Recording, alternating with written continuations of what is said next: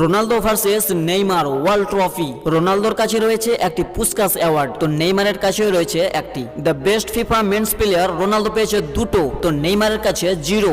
নেইমারের কাছে রয়েছে একটি ফিফা গোল্ডেন বল অ্যাওয়ার্ড, তো রোনালদোর কাছে জিরো, তো score 2-2। FIFA club world cup রোনালদোর কাছে রয়েছে 4টা, যেখানে নেইমারের কাছে রয়েছে একটা। নেইমারের কাছে রয়েছে সাম্বা গোল্ড 4টা, তো রোনালদোর কাছে জিরো, তো স্কোর 3-3। তো এখন দেখে নেওয়া যাক গোল্ডেন বুট এবং ব্যালন ডিওর কার বেশি। তো রোনালদোর কাছে রয়েছে 5টা ব্যালন ডিওর, তো নেইমারের কাছে একটাও নেই। রোনালদোর কাছে গোল্ডেন বুট রয়েছে 4টা, তো নেইমারের কাছে জিরো, স্কোর 3-5। তো রোনালদো ফ্যান লাইক এবং নেইমার ফ্যান কমেন্ট, আর দুজন মিলেই চ্যানেলকে সাবস্ক্রাইব।